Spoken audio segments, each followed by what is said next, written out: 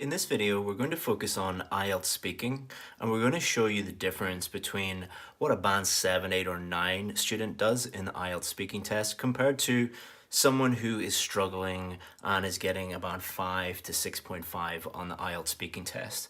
And the IELTS speaking test is divided into 3 parts. Part 1, Part 2, and Part 3. And there are some things that Band 9 students do that are very recognizable by examiners, and there are also things that a Band 5 to a 6.5 student that is very, very, very different in Part 1, Part 2, and Part 3. Completely different when it comes to the IELTS speaking test. So this video, we're going to go through the differences so that you can avoid these things and do more of these things and then improve your IELTS speaking score. So one thing that these students do is there are lots of memorized answers.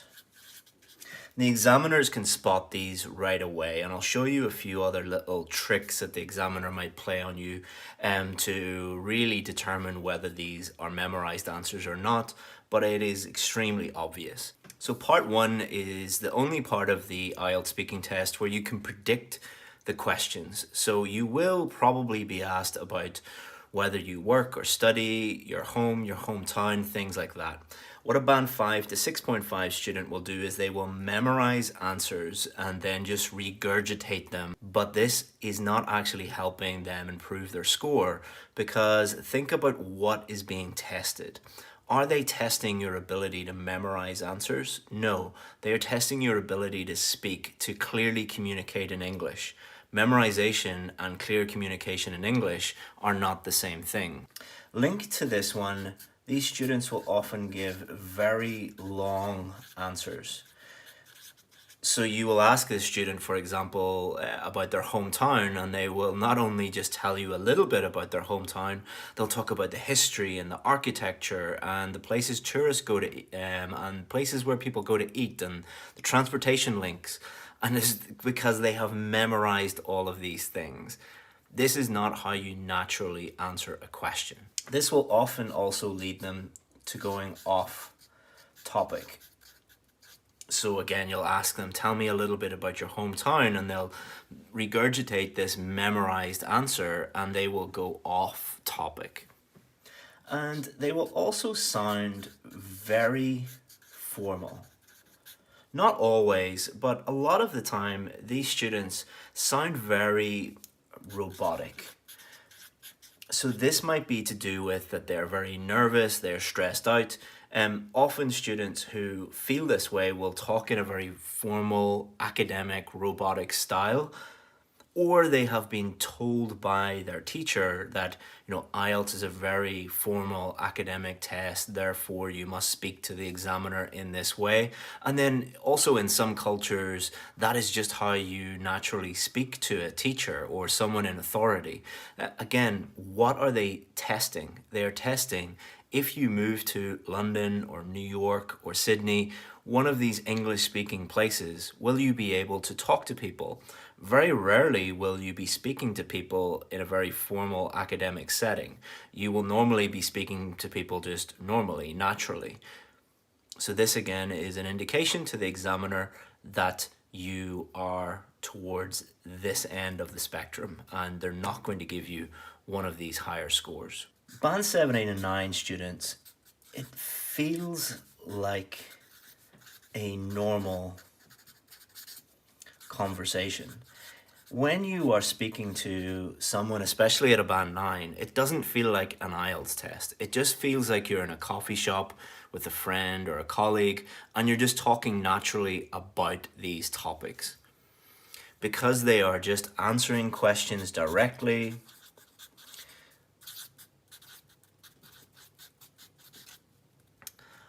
and they are answering them very naturally.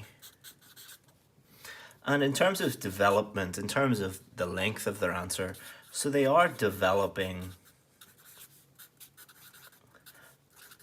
their answers enough, but not going off topic.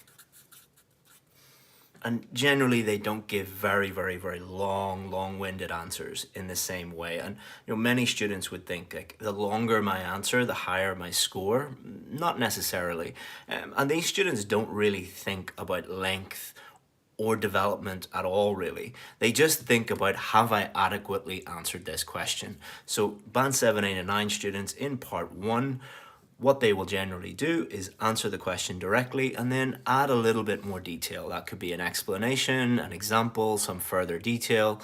They're going to give the examiner enough information to judge their pronunciation, their fluency, their grammar, their vocabulary, but they're not going to give memorized very, very, very long answers like these students. Moving on to part 2. In part 2, you will be shown a cue card that will have a main topic and then it will have 4 bullet points, and you'll have 1 minute to prepare your answer, and then the examiner will ask you to speak for up to 2 minutes. So these students, what they do is they often rigidly follow the bullet points. So you'll get 4 bullet points, and what the students will do is they will often talk about bullet point number 1, then bullet point number 2, then bullet point number 3, then bullet point number 4. And this is a very unnatural way to speak about a topic, and often they will get at least one of the bullet points they don't feel very comfortable talking about, and that gets them into all sorts of trouble because they will start to be, I don't really know how to deal with this bullet point. Okay, let's move on to the next one. And then whenever they finish talking about the 4th bullet point, often they have run out of things to say and their fluency goes down even more. So they really rely on the bullet points and can't really talk about anything other than the bullet points. Again, this is often not the student's fault. They have often been taught that you must do this. You do not have to do this. You can use the bullet points if you want, use them to help you if you want, but the only thing you need to do is talk about the main topic at the top of the cue card.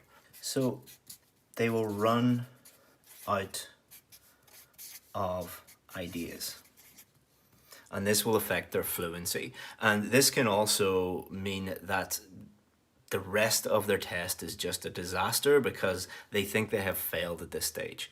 Often they will be speaking for around 1 minute and then they've nothing else to say and they just get really, really stressed out. Not always, but it can affect part 3 as well, because if the more stressed you are, that's going to affect not only your fluency, but it can also affect your pronunciation, your grammar, and your vocabulary, the 4 marking criteria. Some other students in part 2, so they use some kind of a trick. So they learn some kind of a trick strategy that they think will trick the examiner into giving them a higher score. An example of this is something that we often see, which is PPF. Now, when I was teaching at the British Council, like more than 10 years ago, we would teach PPF, which is past, present, future. But we would just use it to help students fill out their answer in part 2 if they couldn't speak about some of the bullet points.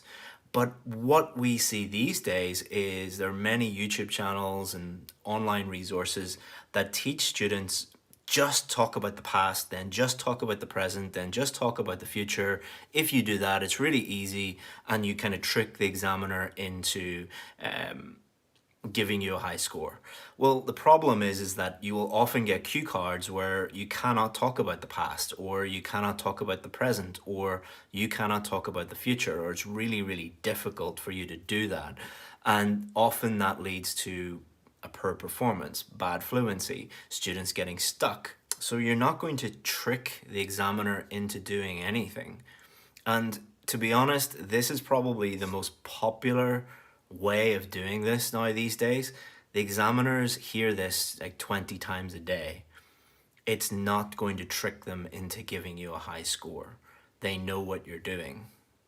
So if you are memorizing answers in part 1 and then you think that you're going to trick the examiner using PPF and then some other trick in part 3, the examiner has seen it 100 times. What Band 9 students do is the main thing they do is they focus on the main topic. So this is the main topic at the top of the cue card. For the whole 2 minutes when they're speaking, they will be talking about that main topic. So they don't really focus on the bullet points. They just speak naturally about the main topic for the 2 minutes. And they use the bullet points, but they just use the bullet points to help them speak naturally. So this student is relying exclusively on the bullet points. This student is looking at the main topic and talking just naturally about the main topic, and they might use some of the bullet points, they might not, because their main focus is just speaking naturally about the main topic for the whole 2 minutes. Then we move on to part 3. Part 3, they're going to ask you more abstract questions. Part 1 is about you. Part 3 is more a discussion of ideas. Part 3, the questions will be a little bit more difficult, and often this results in these students giving very short answers. So this is kind of the opposite of what you should be doing. In part 1, the answers don't need to be that long, but because they have memorized those answers, they give very long answers in part 1. Part 3, you need to develop your ideas a lot more, so you should be giving longer answers, but these students are giving very short answers because they don't feel comfortable talking about this because they cannot memorize these part 3 answers, because part 1 is predictable, part 3 is completely unpredictable. So this is the little trick that IELTS are playing on you. If you are giving very long memorized answers in part 1 on questions that you predict are coming up, they will always ask you questions that are unpredictable, that are very strange. This is where you often hear people complaining about the speaking test and saying, well, why are they asking me about hats or cakes or like these very strange topics?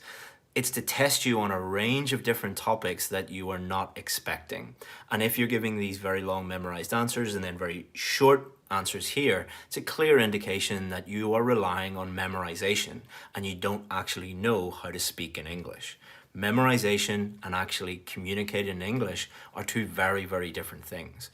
This student will often also memorize lists of vocabulary, lists of idioms, lists of phrases, and this will actually lower their grammar and their vocabulary score because they'll never be able to use them effectively. They also might not attempt some answers. So part 3, one of the things that they will do is they will ask you increasingly more difficult questions to really test, are you a band 6.5 or are you a band 7? Are you a band 8? Are you a band 9? They will stretch you by asking you more difficult questions. If you get to part 3 and you just shake your head or say, I don't know, you're basically just saying to the examiner, I don't deserve to be here. I deserve one of these scores. You often get the impression that these students just want it to be over. So these students are just exhausted at this stage because the examiner has really stretched them. This is getting to like the 12, 13, 14 minute stage, and you can tell that by giving very short answers or not answering them at all, the student just wants this to be over. And again, that's an indication that you don't deserve one of these higher scores. And their range will be limited. So the examiner will ask you maybe 3 different topics here, a 4th topic here, 5 or the 5th or 6th different topic here. And what the examiner is doing is they are testing your range of vocabulary and your range of grammar.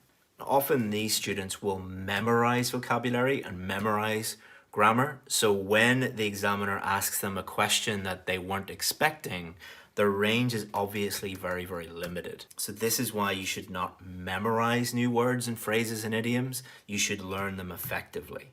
So if we contrast that with a band 7, 8, or 9 student, what they will do in part 3 of the IELTS speaking test is they will at least attempt every question. Even if they don't know the answer or they're not familiar with the topic, they will at least attempt it. This student will often either laugh or say, I don't know, or just shake their head, or just start crying. That very rarely happens, but I have seen it happen. Whereas this student will be, it's like being in a coffee shop with someone. If you were with your friend in a coffee shop and you asked them about a topic they don't know about, they would say, well, I've never even thought about that. I don't really know much about that. But if I had to give an answer, this would be my guess. And they will explain what they think based on the knowledge that they have. And there will also be lots of development. So they will answer the question directly, and then again, you're talking about ideas, so they will explain why they think that, or explain why other people think that. They will give examples to help provide evidence for their point of view. They will really develop those answers. And finally, they will have no problem or little problem talking about a range of different topics and scenarios. So they will get to the end and it will be clear to the examiner, when we asked you about the 3 different topics here, you had no problem. You had lots of great topic specific vocabulary in here. Same with the topic we asked you about here, and then there's 2 or 3 different topics in here. You had no problem talking about those. And then they're going to ask you about different scenarios requiring you to use different grammatical structures. They'll ask you about the past, the present, the future. They'll ask you to compare things, to give your opinion about things. They'll ask you to use conditional structures. And these students have no problem answering any of the questions, not because they're so familiar with the topics, but they have just a great command of English. And just like a native English speaker, you can ask them about anything and they can comfortably and naturally talk about anything. Now, do you need to be at a native English speaker level to get a band 9? No, absolutely not. Certainly not for a band 7 or a band 8. If you really want a band 7, 8 or 9 in the IELTS speaking test, it's not so much doing these things as not doing these things. If you just avoided all of this and did a little bit more of this, you would dramatically improve your score. If you want more information on how to improve your IELTS speaking score, I have a free course that you can get. Just go into the description below and click on it and you can join our free IELTS speaking course. It goes into all of this in a lot more detail. Now, there are 3 parts of the speaking test and there are 4 marking criteria. I intentionally didn't go into detail on the 4 marking criteria. I'll do that in another video.